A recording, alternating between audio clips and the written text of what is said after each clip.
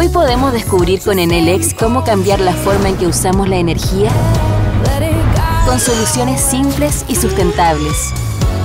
Cómo movernos sin contaminar por todo el país. Usando energía limpia para mejorar la calidad de vida. Con Enel X podemos renovar la energía de nuestro hogar, la que nos conecta con los que más queremos. Y podemos cambiar la energía con la que trabajamos por un mañana mejor. Hoy nuevas oportunidades se hacen realidad con los productos y servicios de eficiencia energética de Enel X en Chile. Descubre más en enelx.com.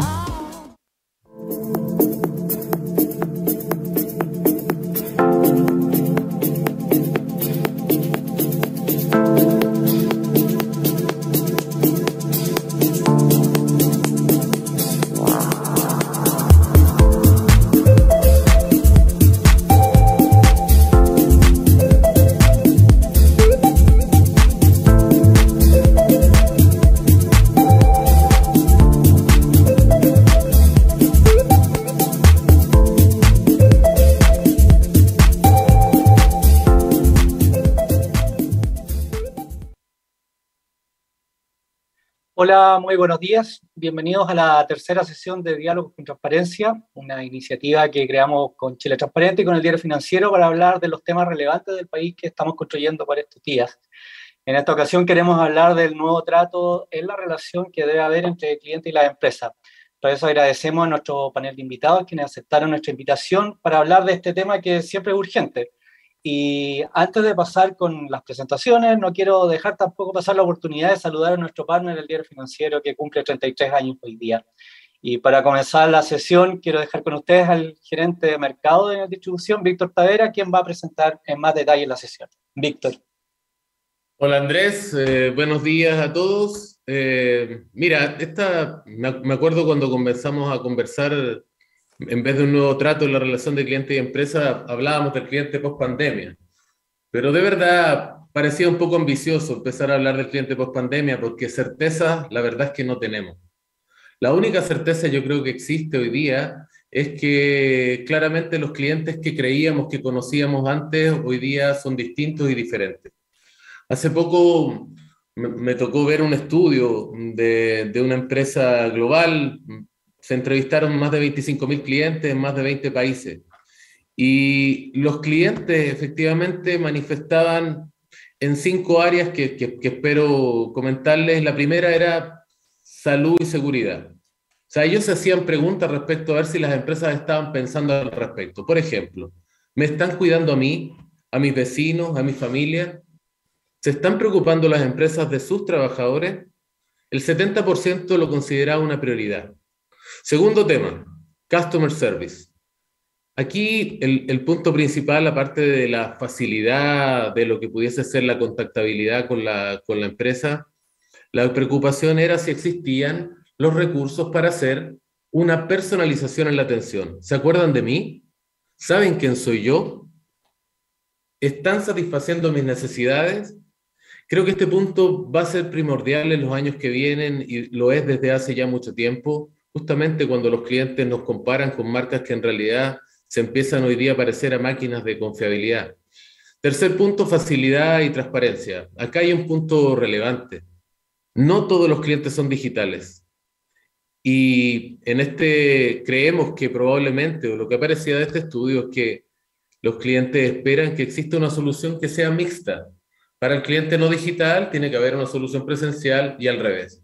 Y segundo, ¿están satisfaciendo mis necesidades en el momento, en la hora y lugar en la que yo como cliente lo necesito?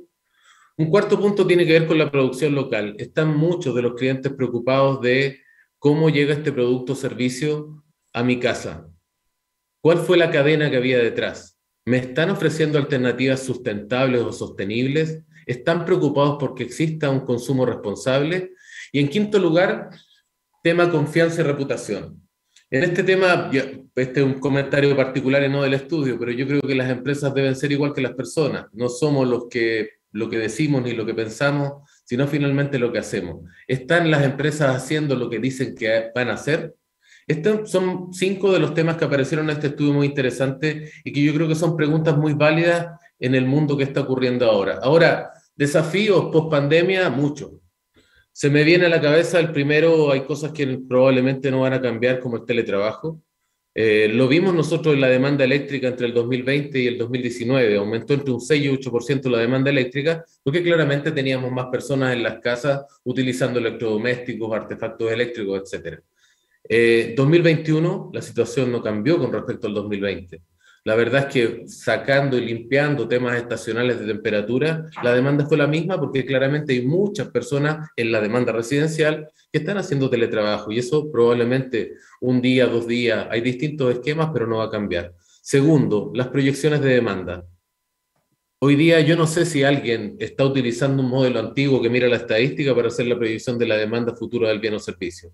Ya algunos empiezan a decir que la Navidad no sería la misma esta próxima Navidad porque finalmente tenemos un desafío muy fuerte en lo que tiene que ver con las cadenas de logística y en los retos operacionales que vienen implícitos en el no saber bien el tema de la demanda como viene. Por lo tanto, aquí tecnología claramente que es una de las maneras y por supuesto probablemente una mayor conversación con lo que son los minoristas y con los mismos clientes. ¿Qué hicimos en Enel? La verdad es que Nosotros hemos hecho bastantes cosas y no da el caso ahora entrar en temas canales, pero sí quiero contarles que tuvimos un hito importante en abril de este año. Nosotros estamos en 8 países, atendemos a más de 70 millones de clientes y no teníamos una línea global de Customer Operation. La creamos con un objetivo: poner en la cara de los clientes una sonrisa, es decir, aumentar satisfacción. Por supuesto que tiene que ser a un costo que sea equivalente al servicio que entregamos, un costo eficiente. Pero lo principal es satisfacción, y para esto 3 líneas de trabajo. La primera, el cliente al centro. Hay un tema cultural muy importante. No solamente las áreas de servicio o el front office o el customer care son quienes están con los clientes. Tenemos contratistas, abogados. Efectivamente, hay muchas personas en la compañía que se contactan con los clientes. Por lo tanto, ese tema sube en agenda. Segundo tema, tenemos una escala global. Tenemos innovación y tecnología que tiene que estar a disposición de las necesidades de los clientes. Y el tercer punto es la capacidad de adaptarse. Es claro que el mundo está cambiando y va a seguir cambiando. Y nosotros, como Customer Operation, vamos a tener que ser capaces de acompañar este cambio en beneficio de los mismos clientes. Por lo tanto, y aquí creemos que la solución es una, data driven. Los datos que tenemos hoy día tenemos que ocuparlos en beneficio de los mismos clientes. Ahora, y un poco dónde se da y cómo se está dando. Estamos con un momento especial de reactivación. Estamos viendo efectivamente que muchos de los negocios que antes no estaban muy bien, la verdad es que en distintas ramas de la economía la cosa empieza a mejorar. Sin embargo, también me acuerdo de una encuesta muy reciente a 400 clientes chilenos, cuando les preguntaban cuál es su preocupación por la salud, del 1 al 10 era del orden de un 8, 8,5. Cuando le preguntaban por la economía y el desempleo, efectivamente estaba en el mismo nivel. El mismo estudio lo hicieron en varios meses seguidos. Claramente la preocupación por la pandemia o la salud comenzó a bajar. Sin embargo, la preocupación por lo que es económico se mantuvo en el mismo nivel. Y este tema, particularmente en el sector eléctrico, estamos viviendo una situación muy especial. Estamos con una ley de servicios básicos, con clientes que lamentablemente muchos, hay 2 situaciones muy distintas. Clientes que no han podido pagar la cuenta, son personas vulnerables, que efectivamente tienen del orden de, algunos, 1 año sin pagar la cuenta. Si nosotros tomamos ese año de energía que han consumido estos clientes y lo prorrateamos en 48 cuotas, hacemos una suerte de división de esto, estamos hablando de un aumento de una cuenta promedio de 20, 25 mil pesos, que será del orden de un 25%. Claramente esto es un problema y es un problema de la sociedad. Y en segundo lugar, vemos otra situación donde hay clientes que tienen consumos del orden de 4 veces el promedio de Santiago y que claramente para tener ese nivel de consumo tiene que haber una cantidad de artefactos muy grande, bombas de piscina, lavavajillas, mucho uso de aire acondicionado, etcétera, entendiendo que calefaccionarse con electricidad es lo más eficiente, pero tiene que haber detrás una posibilidad de tener ese consumo. Hicimos algunos análisis con información pública, casas de alto valor fiscal. De verdad, se veía una condición, al parecer, un poco extraña, que no se entiende de por qué personas con tan alto consumo y, por lo tanto, probablemente con poder adquisitivo, no están haciendo el pago de la cuenta, cosa que efectivamente es un problema en general para el sistema completo y la sustentabilidad del mismo. Este es un poco el contexto en el cual creemos que nos estamos moviendo y por lo tanto la conversación de hoy respecto a la relación cliente-empresa nos parece importante, como dijo Andrés, urgente, y por lo tanto dejo a Marilú ahora en este instante para que vayamos al interesante panel que tenemos a continuación. Marilú. Muchísimas gracias, Víctor, por este contexto y por ponerle en el fondo algunos datos adicionales a la conversación. Quiero partir por presentar este panel, pero antes déjenme agradecer la oportunidad de estar con ustedes hoy día, la oportunidad de conversar de un tema que a todos los que estamos en el área de servicio, ya sea en el caso nuestro de información, nos parece de la más gran importancia. Les voy a presentar primero a nuestro panel y partimos la conversación. Tenemos con nosotros a Lucas del Villar, que es el director de CERNAC. Muy bienvenido, Lucas. Lucas es abogado de la Universidad de Chile, magíster en Derecho Penal de los Negocios de la Empresa, de la misma casa de estudio. Muy bienvenido, director, a nuestro panel. También tengo nuestro panel. Gracias a ti. María Jimena Orrego. Hola, Jimena, eres abogada y asesora de Conadecus, experta en Derecho del Consumidor. Muy bienvenida. Humberto Verdejo, que es académico de la USACH, es ingeniero civil en electricidad de la Universidad de Santiago y doctor en ingeniería eléctrica de la Universidad de Chile, y se ha dedicado a los temas regulatorios de los consumidores. Muy bienvenido, Humberto. Muchas gracias por la invitación. Y finalmente, ahí está con nosotros Alejandra Mustakis, que nos va a aportar mucho desde el punto de vista de los emprendimientos, de las startups y de las empresas más chicas. Es fundadora de 1KO, emprendedora y profesora del MBA de la Católica. Muy bienvenida, Alejandra. Gracias, muy contenta.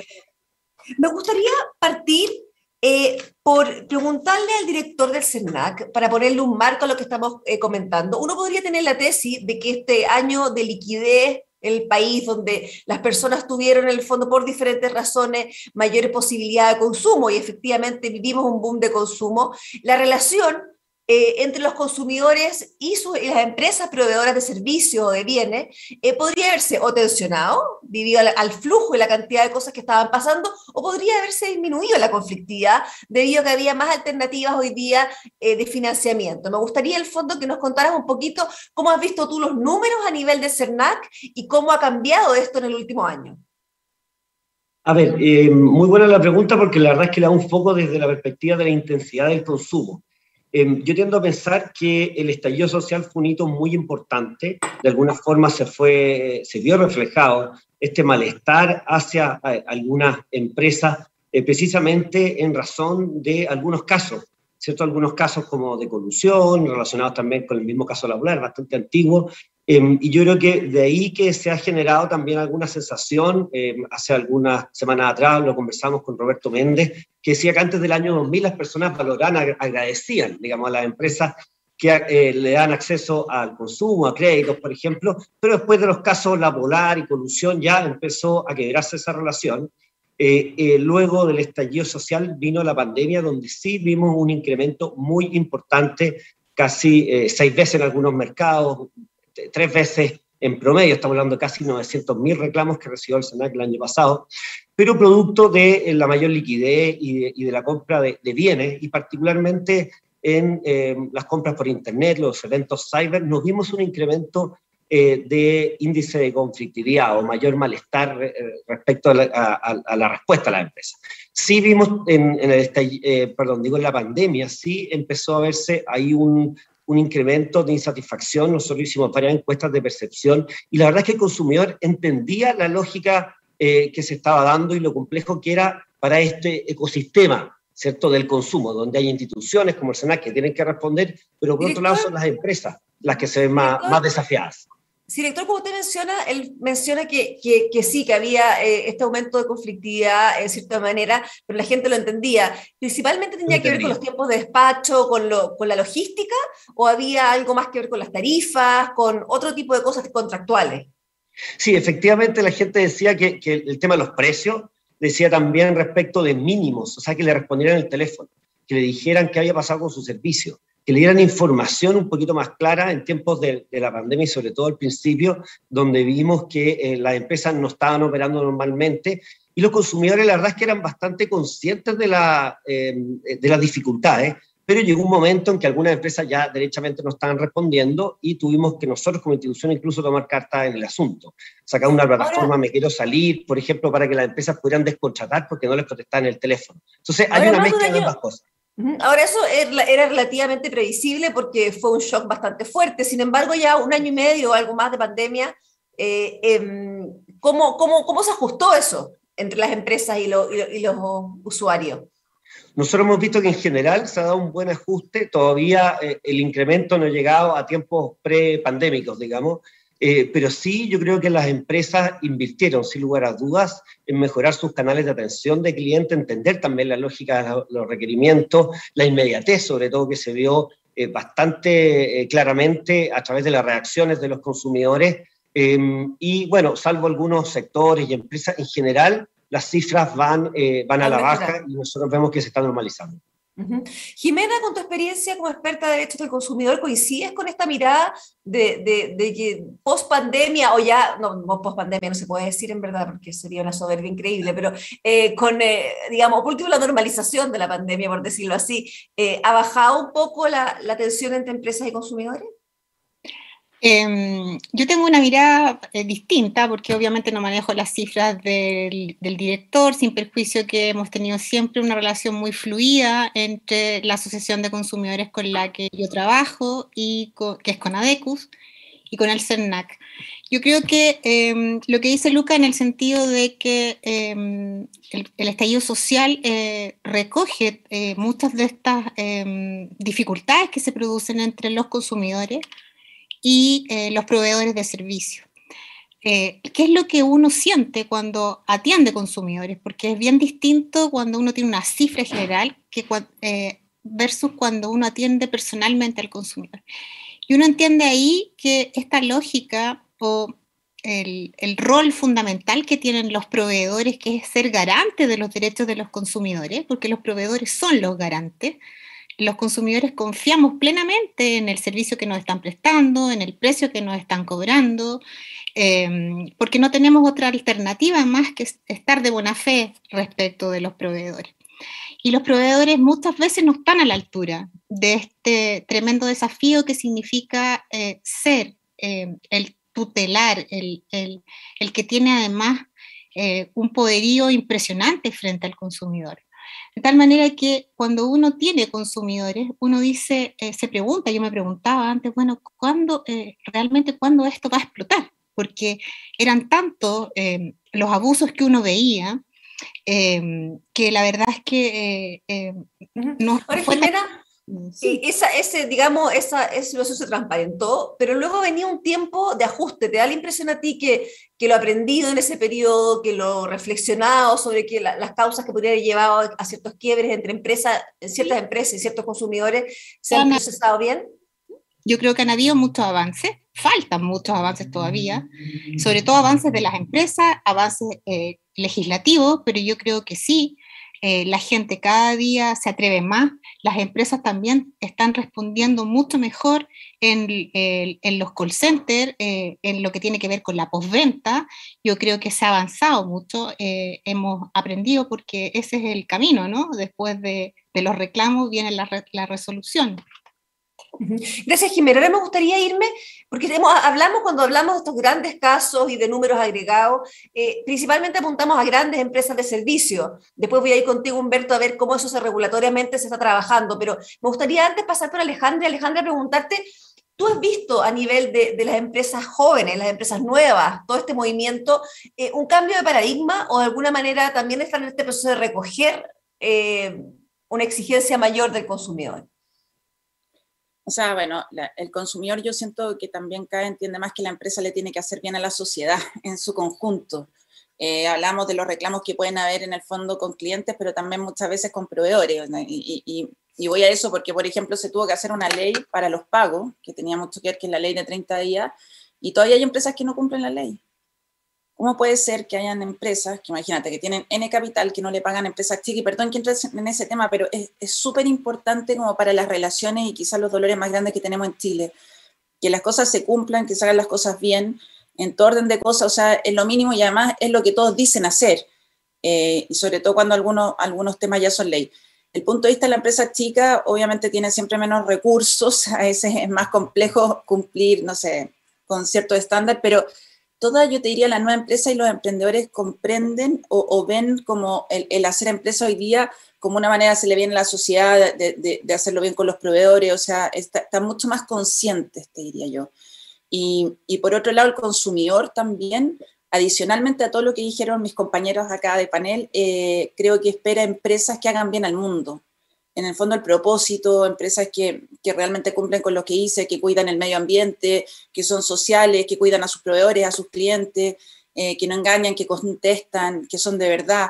Así que siento que en el conjunto estamos entrando en un nivel nuevo de empresas que es lo que está exigiendo, digamos, los clientes. O sea, como que ya va mucho más allá que solo dar un buen servicio, sino que también lo estoy haciendo con mis proveedores, con mis clientes, con la comunidad.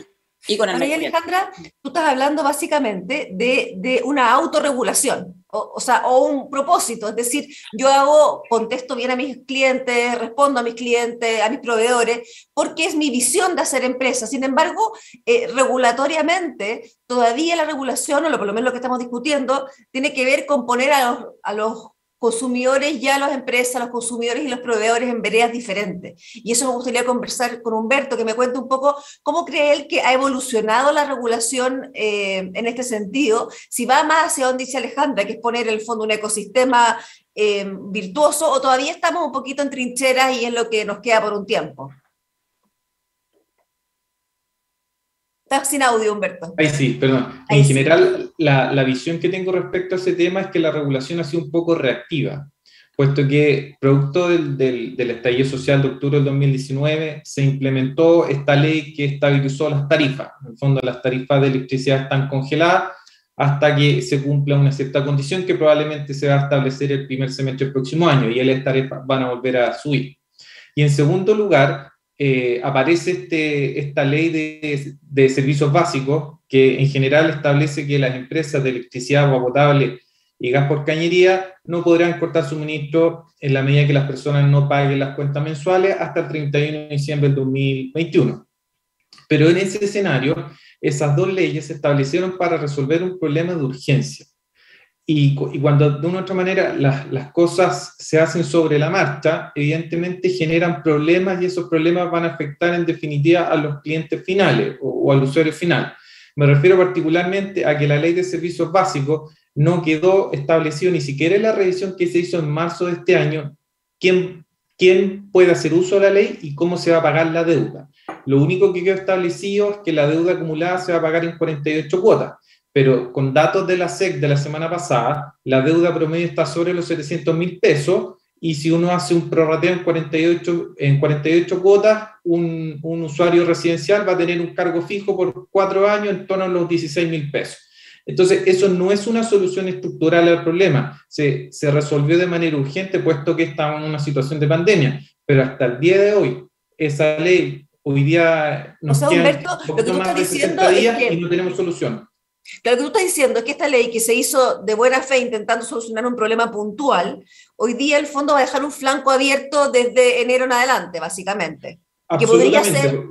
¿De cuántos clientes estamos hablando en esta ley que están con un retraso y que van a tener que entrar a pactar su cuenta? Los clientes regulados en el sector eléctrico estamos hablando que son cerca de 6,5 millones, considerando los residenciales y los que son empresas, pero que tienen tarifas reguladas y establecidas por la autoridad.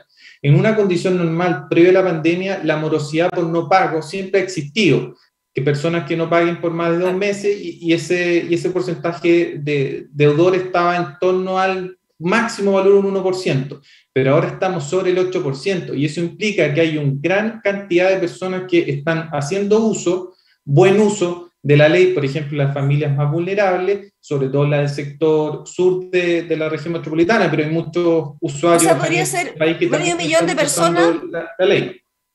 Podría ser medio millón de personas que van a estar en una situación así. Exactamente, son casi más de 700.000 los que tenemos actualmente dentro de las personas que han dejado de pagar. Y ahí está el problema, y como se comentaba al inicio del panel, es que la ley actual no discriminó o no ha discriminado si las personas que tienen recursos o no han perdido su actividad económica deben pagar. En el fondo, la instrucción o el mensaje que ha dado el Ejecutivo es: el que puede pagar lo sigue haciendo, pero la ley no obliga a pagar. Entonces, ¿qué es lo que uno esperaría? ¿Y qué es lo que se ha tratado de impulsar a través del Parlamento? Es buscar un mecanismo que las personas que efectivamente han sido golpeadas por la pandemia y que aún lo van a hacer, puesto que la reactivación ha sido lenta, quizás ahora estamos en un rebrote de la pandemia, a esas personas se les puedan dar facilidades de pago. Pero las personas que no han perdido sus ingresos tienen que pagar. Ahora, Humberto, el problema de eso es que tú le pones el peso a las empresas de una decisión que fue de país, de alguna manera, porque el aumentar los plazos de pago o condonar las deudas, etcétera, sería a costo de las empresas. El Estado está en un minuto con la billetera fiscal bastante estresada, por decirlo de alguna manera. No sé si el director de SECNAR nos quiere contar, porque ustedes tienen que tener esto seguramente como un foco de trabajo para los meses que vienen. Bueno, a ver, lo primero es, en la pandemia se dio esta dicotomía, esta dificultad entre mejorar la percepción de protección para los consumidores, la confianza en el mercado, y a la vez no alterar este ecosistema, digamos, donde había muchas compañías y sectores que estaban tremendamente afectados, golpeados por la pandemia. Tratamos de dar las señales correctas. pero por otro lado también vemos que los consumidores, y sobre todo en encuestas que hicimos de percepción después de la pandemia, claro, valoraban, un 60% nos decía que las empresas tienen una nota baja, de 1 a 4, deficiente, pero cuando le preguntamos por ciertas marcas, se genera un vínculo emocional distinto y ahí la valorización es mucho más alta. Entonces, se hace el clásico, las empresas no me gustan, pero mi empresa sí me gusta. Así es. Entonces, esa también es un desafío para el Estado, y en este caso el CERNAC, de dar ciertas señales, pero entendiendo también la lógica de los procesos como son una pandemia, al cual nadie está preparado. El CERNAC dictó algunas circulares interpretativas para dar certeza jurídica también, que es tan relevante para los empresarios, y que los consumidores también pudiesen exigir estos mínimos que nosotros estuvimos controlando, incluso con acciones de enforcement que eran más duras, digamos, porque evidentemente está en una situación absolutamente asimétrica. Director, suponiendo que esto, como bien dice Humberto, termina a final de diciembre, ¿qué salida usted cree, conociendo un poco los patrones de los consumidores, qué salida usted ve a un escenario complejo en un enero donde esas 700.000 personas van a ver recargos en sus cuentas o van a tener que negociar recargos? ¿Qué se puede hacer ahí? Bueno, yo creo que hay que distinguir los tipos de consumidores. Algunos efectivamente estaban en posición de pagar, aprovecharon, digamos, de esta normativa y no lo hicieron, y quizás ya tienen pensado ponerse al día, pero quizás hay un grupo muy importante de consumidores que desconocían la naturaleza y que quizás esperan que permanentemente el Estado les resuelva esta dinámica, digamos, de ponerse al día.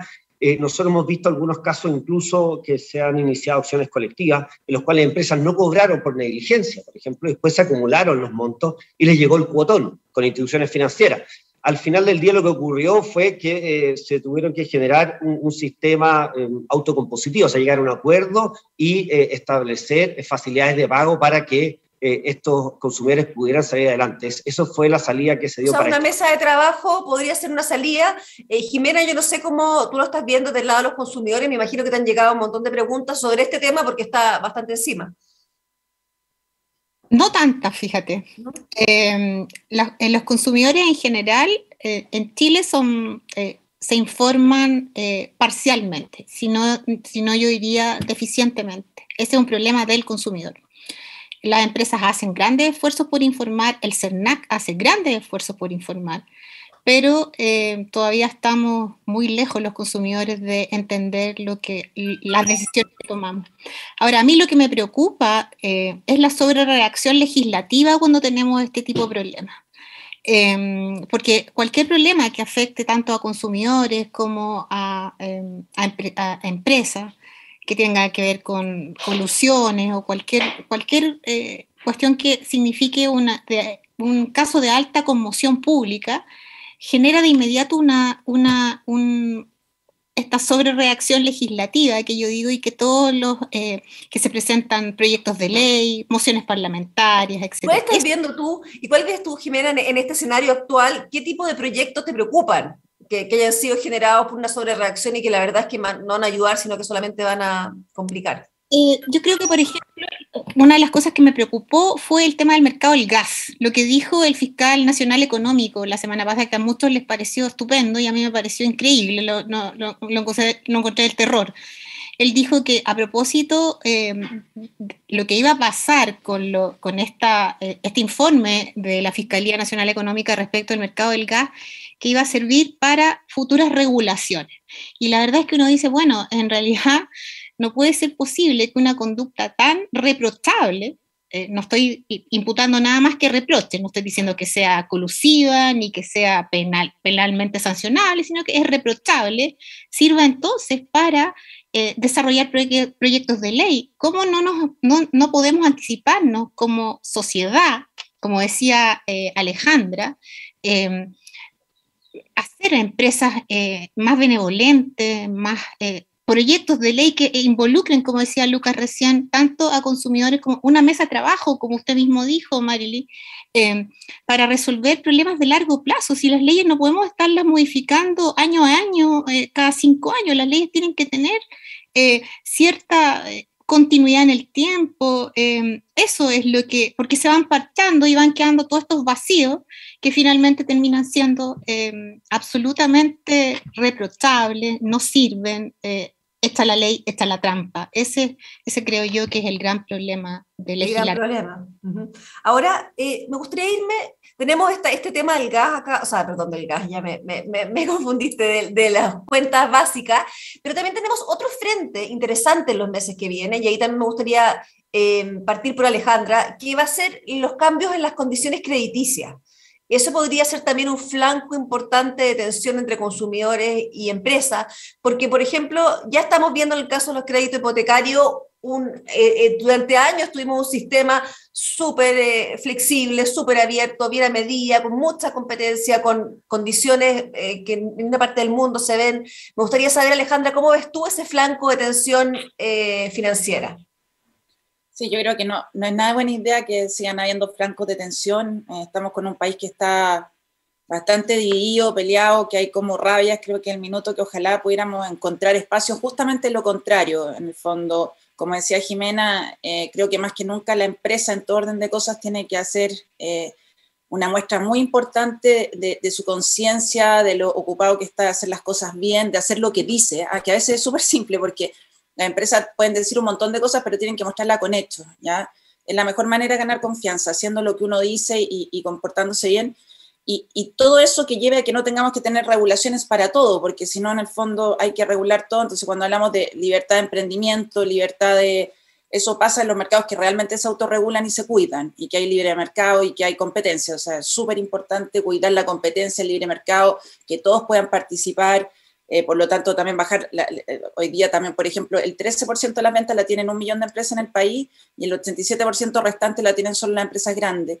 Hay muchas cosas que tenemos que mejorar, que sería súper bueno que lo hiciéramos desde el empresariado, apoyar más pyme, compra local, cuidar mucho a los proveedores, porque, por ejemplo, en el tema de los créditos, yo no soy una experta en crédito de consumo, pero te lo puedo decir, en los créditos para las pymes generalmente no acceden a crédito en los bancos, entonces acceden a factoring, y por lo tanto el crédito es carísimo.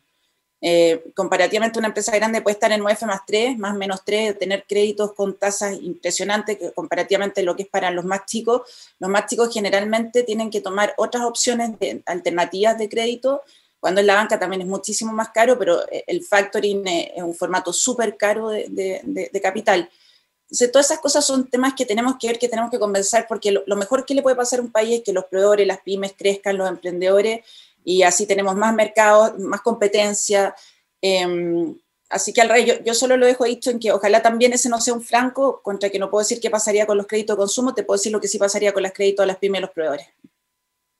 Director del CERNAC, cuéntenos cómo ha visto usted y cómo están mirando esto, que el caso de la Alejandra lo amplía el tema de la pyme, pero probablemente está en diferentes niveles de crédito y viene un aumento, un encarecimiento, cambio de condiciones. Sí, efectivamente la legislación se perfeccionó, la ley que regula la responsabilidad por fraude, recordemos que entró en vigencia hace ya, van a ser casi 2 años, el año pasado en septiembre, la ley de portabilidad financiera, y ahora vemos un aumento de tasa y las condiciones que para muchas familias chilenas se hacen absolutamente, digamos, imposible de cumplir, digamos, de sortear.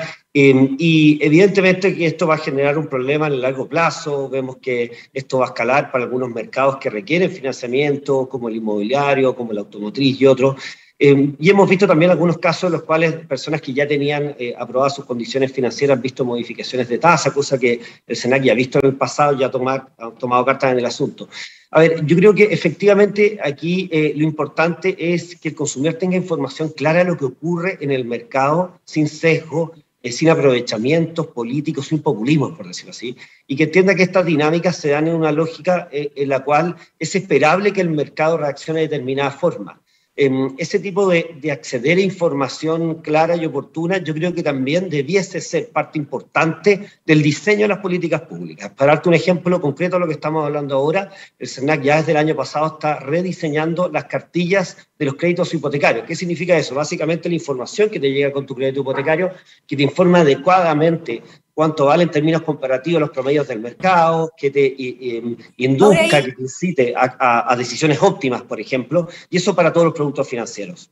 Ahora ahí, director, nos encontramos con un tema que nos llevó Jimena hace un rato, que es que en algunos mercados se ha logrado simplificar la información. Sin embargo, hay también una responsabilidad del consumidor de estudiar eso y de mirarlo con detalle, por mucho que se trate de simplificar. Ahí mi pregunta, Jimena, ¿tú crees que falta por simplificar, pero también falta por generar como esta necesidad del consumidor de ir a fondo en cada uno de los contratos? Falta simplificar. La verdad es que han habido muy buenas intenciones. El CERNAC financiero es una de esas legislaciones que tuvo las mejores de las intenciones, pero que fue de verdad un gran fracaso. Y me remito específicamente a lo que dice relación con la información que recibimos los consumidores del producto financiero que estamos pagando, que debemos pagar. Es realmente esa información básica que dice la norma del CERNAC financiero, es tremendamente dificultosa para entender para un consumidor lego. Para alguien que paga un crédito hipotecario, un crédito automotriz, es muy dificultoso. Creo que lo que debemos hacer es cambiar nomenclatura, debemos y mandar una información mínima, sostenible, entender que hoy por hoy la información que procesamos es tanta que una página de 30 líneas con tanta información, tanto número, el consumidor no la entiende. Creo que Humberto, me gustaría ir a Humberto y preguntarle si las legislaciones que se han hecho en el Congreso con respecto a la mejora de la información han sido las suficientes. Vimos que durante un tiempo se mejoraron las cuentas, servicios, también el tema crédito. Cuéntanos un poco cómo ves tú ese proceso, porque da la impresión, como decíamos antes, que tiene que ir por una regulación, por ahí ha avanzado más. Sí, desafortunadamente, y sobre todo en el sector eléctrico, el único segmento que queda por reformar, digamos, de forma estructural es la distribución, es decir, cómo es la relación directa con el cliente final. Y desafortunadamente, en los últimos 3 años el avance ha sido cero. De una u otra manera, producto del estallido social, producto de la pandemia, el avance regulatorio, sobre todo en regulación, ha sido nulo. De tal manera que no habrá mejora en seguridad que le suministro en los próximos años, las tarifas van a subir y desafortunadamente todo lo que Jimena y Alejandra esperan que mejore para el usuario final, desafortunadamente no va a llegar en el corto plazo. Entonces, quizá un poco lapidario el comentario que estoy haciendo, pero en la práctica es así. Todas las reformas o las modificaciones regulatorias han sido respuesta a contingencia, el estallido social y la pandemia, y lo que nos falta es una mirada un poquito más estructural, y que tampoco dependa mucho, desafortunadamente no va a ser así, pero ojalá no fuese una política de Estado, de tal manera de poner como foco al usuario final como el principal objetivo de una regulación bien planificada, y desafortunadamente no se ha avanzado en ese aspecto. Tenemos pendiente entonces una regulación no reactiva, pero me gustaría llevarlos a otro tema para ir al fondo y pasando a otros temas que tenemos con respecto a relación empresa-consumidor, que es que lo planteó en el inicio Víctor Tavera, contando que los consumidores esperan tener la respuesta que ellos necesitan de acuerdo a sus formatos. De alguna manera, las personas presenciales quieren tener un acceso a un lugar presencial, las personas más digitales, el call center, etc. Y una de las cosas que se ha visto es que en industrias claves estos años se ha tendido a cerrar muchos sucursales y a achicar lo físico por necesidades económicas, pero también porque la pandemia impedía, en el fondo, o hace complejo. ¿Cómo creen ustedes que va a quedar este equilibrio entre físico y digital? ¿Y cuándo las personas van a volver a querer hacer sus trámites de manera presencial? Y va a haber ahí un tremendo tema porque la infraestructura va a estar hecha para muy poquitos clientes, en lugares muy lejanos. No sé, ahí quizá podemos partir por el director del CERNAC. ¿Cómo ve esa tensión que va a haber? Sí, muy buena tu pregunta. Efectivamente está digitalizado el mercado en general, la globalización también, pero existen consumidores vulnerables. La literatura habla de hipervulnerabilidad, que van a requerir mayores recursos, obviamente que ahí se van a generar ciertos subsidios, pero en la práctica tienden a equiparar la cancha para todos los consumidores, y nosotros creemos que es un fenómeno que se va dando y se va a ir dando cada vez más en los mercados. Y bueno, nociones de eso hemos visto en países desarrollados, vemos también cómo aquellos consumidores menos alfabetizados de alguna forma han tenido que acceder a programas especiales, por ejemplo, en cooperación pública-privada, para poder, digamos, tener los servicios que normalmente tenemos aquellos que, y sobre todo aquellos que son más jóvenes, les sale más fácil. Y eso va en camino, en el caso chileno, o sea, tenemos ya proyectos y planes de, porque la verdad es que si uno piensa, esto ya está, digamos, ya hay una digitalización en muchísimas industrias que tiende al 100%, la bancaria, por ejemplo.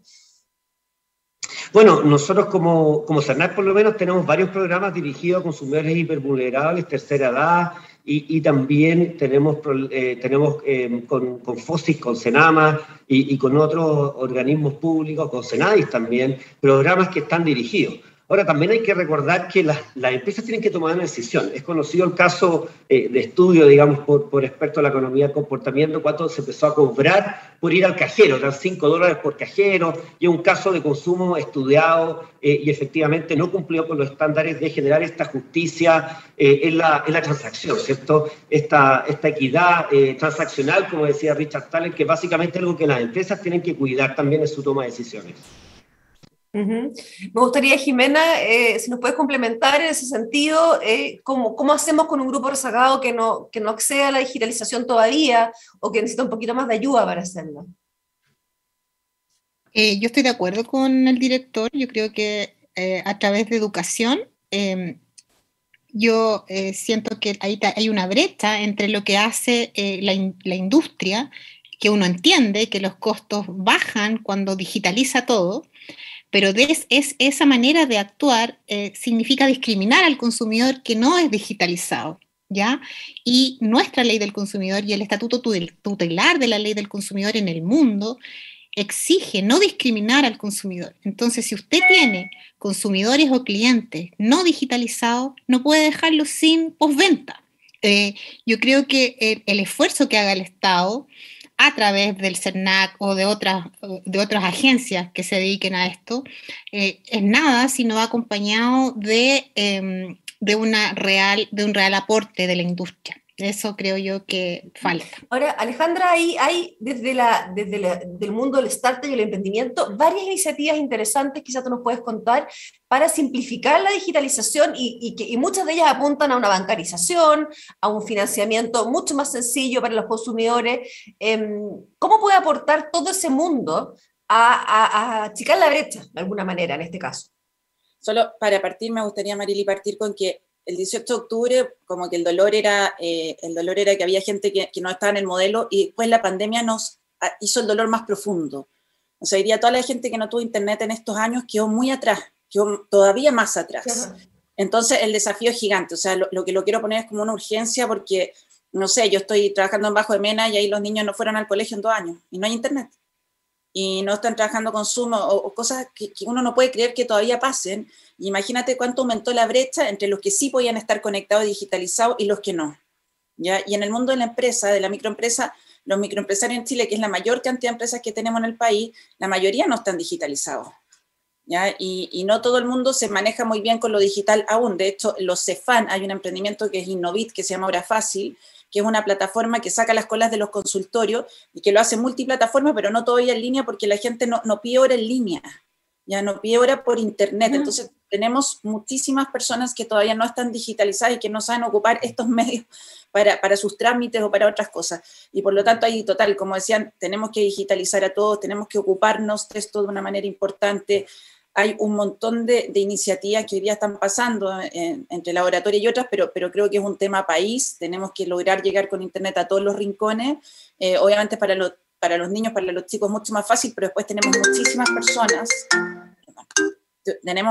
personas que en el fondo, o microempresarios o en otras áreas, que son personas a veces mayores, que les cuesta muchísimo más la tecnología y que también tenemos que subirlo al carro y no los podemos dejar afuera. Sí, ahora, una de las preguntas es ¿quién asume este costo? Porque da la impresión por la solución de ustedes que es una cosa tripartita, o sea, que tenga voluntad de los consumidores, ayuda del Estado en una serie de programas y también ayuda de las empresas para poder manejar esta transición de alguna manera. Ahora, una de las aciertos, creo yo, en acercar, en mejorar competencia, en acercar los consumidores a las empresas fue la portabilidad.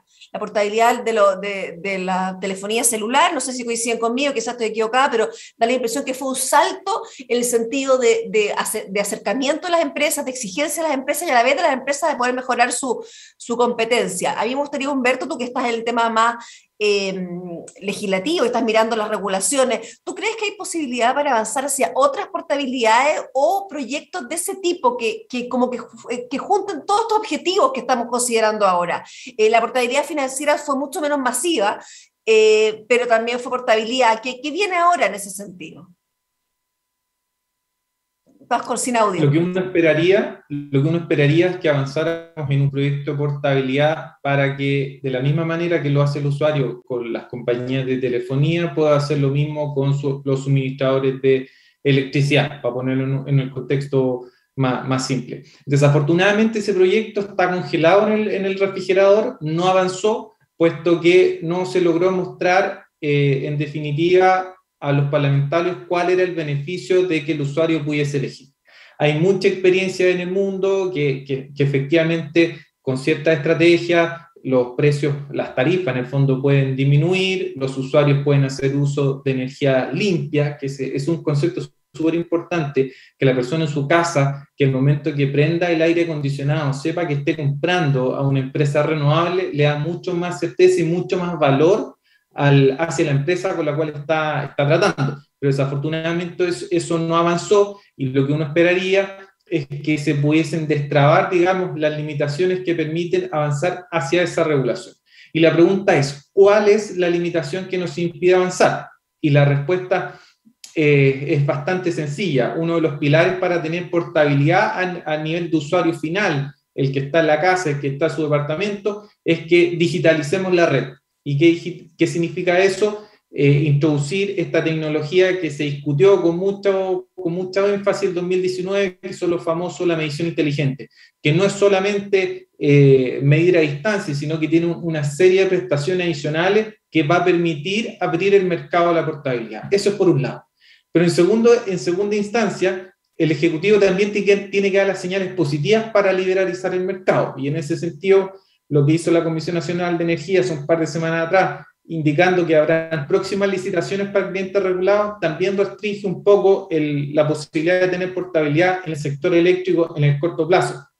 Entonces, la respuesta es que se ve difícil si es que no hay una voluntad que permita hacerse cargo del problema estructural de fondo, que coincido plenamente con Jimena, que tiene que ser con educar a la ciudadanía. La gente y el usuario final ya está aburrido de que las regulaciones sean cajas cerradas y que ellos vean el efecto, que en definitiva es que las cosas siguen subiendo. Entonces, si no somos capaces de abrir, digamos, la regulación a la discusión con los actores en su conjunto, va a ser muy difícil avanzar en el corto plazo. Y por lo tanto, con las redes sociales y el exceso o la gran cantidad de información que hay en este momento, empodera a la gente. Y desafortunadamente, si no hay una guía por parte de la autoridad, esa información es mal utilizada. Y al ser mal utilizada, genera una reacción negativa por definición en la ciudadanía. Y es esa barrera la que tenemos que romper y no ir en contra de lo que han hecho los otros países del mundo que siempre los miramos como referentes. Ahora, Humberto ha dicho un tema clave con el que me gustaría cerrar este encuentro y que creo, me gustaría un comentario de todos ustedes. Me parece que Humberto habla de la posibilidad de que empiecen a subir las cosas de precio y eso va a pasar considerando que tenemos un escenario inflacionario.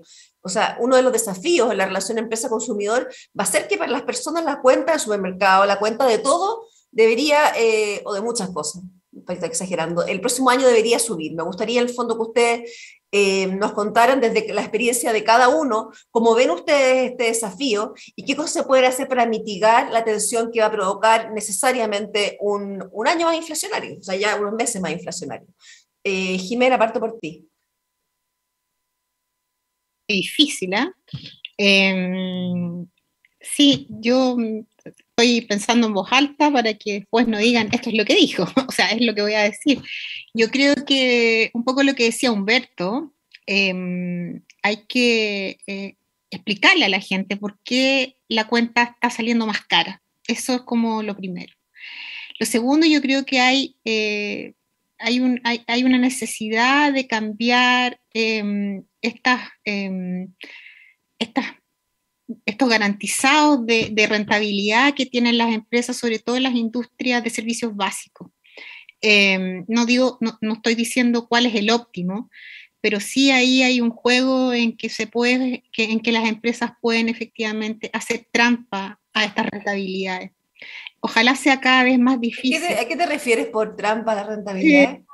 Ahí me refiero de nuevo al mercado del gas, que es el que conocemos, ¿no? En el mercado del gas hubo triangulaciones, o mejor dicho, verticalizaciones entre los mismos accionistas, las mismas empresas, venta entre ellos, para finalmente tener unas utilidades en la venta del gas que no necesariamente son las que se condicen con lo que la ley originalmente aceptó.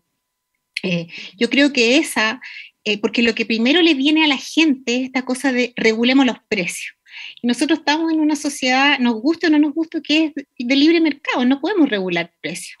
Entonces, la gente, esa tensión que se produce entre el consumidor y la empresa, yo creo que la ha hecho muy mal a nuestro país, como decía Alejandra, estamos muy peleados, muy enojados todos. Es hora de bajar las tensiones y yo creo que esa es una forma que el consumidor efectivamente sepa por qué le están cobrando lo que le están cobrando. Alejandra, cuéntanos tú desde tu experiencia, además que estás en diferentes áreas de trabajo, ¿cómo ves tú el desafío de la inflación como un factor tensionante? Yo creo que va a ser muy tensionante, yo creo que es complejísimo, creo que se nos vienen meses complejos, por lo mismo tenemos que como que estar a la altura y un poco lo que decía la Jimena, comparto, la gente cuando uno le explica bien las cosas, les muestra bien las cosas, es súper transparente, tiene también otra forma de enfrentar. Creo que lo peor que podemos hacer es que solo pase y no explicarlo, comparto, o sea, y explicarlo en simple. Otra cosa que yo creo que molesta mucho al trato es la burocracia, es que se haga difíciles las cosas, es que los contratos no se entiendan. En el fondo también cómo simplificamos, creo que parte del nuevo trato y de poder llevarnos mejor es hacer las cosas en simple, en fácil, que la gente no sienta que como que lo meten en algo que no conoce lo que está haciendo, lo hacen firmar contratos gigantes, que no los lee nadie, que no se entienden, muchas veces con letra chica, como dirían algunos, que en el fondo tiene un montón de cláusulas de salidas complejas. Creo que tenemos que también en ese sentido hacer una diferencia.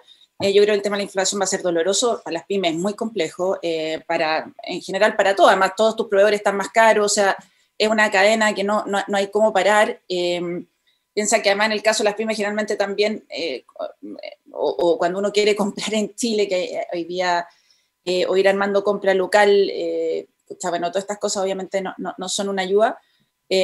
Pero por lo mismo vamos a tener que ser mucho más, en el fondo siento que desde el mundo empresarial tenemos un espacio increíble, todo lo que es un problema, una oportunidad, eso los emprendedores lo sabemos siempre, y por lo tanto yo creo que quiero irme al otro lado, porque si te podría estar diciendo, podríamos estar todos acá un poquito más, pero creo que esta es la oportunidad que las empresas mostremos cómo nos importa a la gente y cómo desde la empresa cambiamos el país. Y no esperar que venga el Estado a hacerlo, si el Estado es súper complejo también. No quiero ser... Pero el Estado es una maquinaria súper burocrática, antigua, difícil, tampoco efectivo y eficiente en general. No lo digo por alguna institución, hay algunas instituciones, o sea, algunas partes del Estado que funcionan plenamente, pero es complejo, cambia cada 4 años de gobierno. Por ahí también lo decía, no sé si fue Humberto, que ojalá pudiéramos pensar en cosas más de Estado, más que política por gobierno, si no siempre va a ser difícil que logremos cambios grandes. Pero por mientras, los empresarios podemos hacer una gran diferencia yendo a las comunidades, cambiando las cosas, siendo más simple, más sencillo y realmente más explicativo cuando más se necesita. Humberto, y después cierro con el director del CERNAC. Humberto, ¿cómo ves tú este desafío de la inflación desde el punto de vista regulatorio? ¿Qué se puede hacer? Porque Alejandra plantea que es bien importante que desde las empresas cambie el trato, Jimena también coincide en la idea de explicar. ¿Qué crees tú que se puede hacer en ese sentido? Yo refuerzo la idea de la educación, explicar y explicar en sencillo. Si uno ve la cuenta de electricidad, creo que más del 90% de la ciudadanía no entiende lo que se está cobrando. Entonces, hay que educar y tratar de hacer las cosas lo más fácil de entender. Y lo segundo es que la regulación debe tener foco en el usuario final. La rentabilidad de las empresas no deben establecerse con modelos mirando realidades comparadas solamente, sino que tenemos que priorizar que el servicio que reciba el ciudadano, el usuario final, sea de calidad y tenga seguridad. Y en base a esos conceptos, establecer, digamos, lineamientos o definiciones para la remuneración. Porque establecer un margen de rentabilidad sin ningún tipo de criterio no va a implicar directamente un beneficio para el usuario final, como ocurrió con la ley corta distribución. Entonces, la educación y poner como eje central de la reforma el bienestar de la ciudadanía. Cierro entonces con el director del CERNAC con respecto al tema de la inflación, la preocupación y los caminos que nos han planteado los otros panelistas.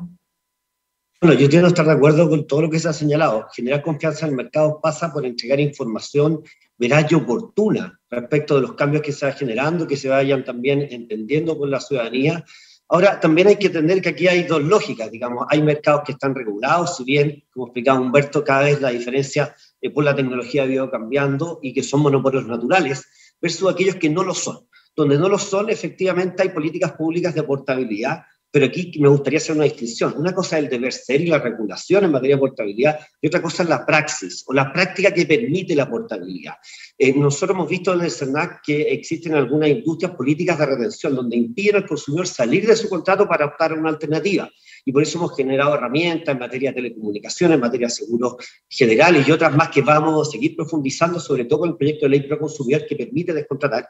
Y otra cosa también es entregar información que no solamente sea clara, como señalábamos recién, sino que son políticas públicas que finalmente diseñan estímulos informativos basados en evidencia, basados en la utilización de economías conductuales, de comportamiento que mejoran 20, 30, hasta 50% hemos visto nosotros la comprensión, la confianza y la mejor toma de decisión al momento de optar en mercados tanto regulados como no regulados, más bien como monopolios naturales o donde hay libre competencia y el consumidor puede optar libremente. Yo creo que con eso también va a permitir que los consumidores tengan herramientas para poder buscar alternativas que pueden ser más óptimas, digamos, desde el punto de vista de la toma de decisión frente a un escenario en el cual se van a incrementar los precios. Muchas gracias, director. Quiero ahora pedirle que nos pongan a todos en pantalla para agradecerles a cada uno de ustedes, Jimena, Alejandra, Humberto y al director del CERNAC por esta interesante conversación. Agradecer también, como siempre, estos diálogos de transparencia que han sido coordinados por Chile Transparencia, el Diario Financiero y apoyados por Enel. Ha sido un año de varias conversaciones que nos han tocado en diferentes minutos de lo que ha pasado y ha sido súper interesante, así que les agradezco a todos y les cuento que la grabación de esto va a estar disponible en todas nuestras plataformas por si lo quieren compartir después de este live. Muchas gracias a todos y que tengan un excelente día. Que tengan buena semana. Adiós, muchas gracias a todos.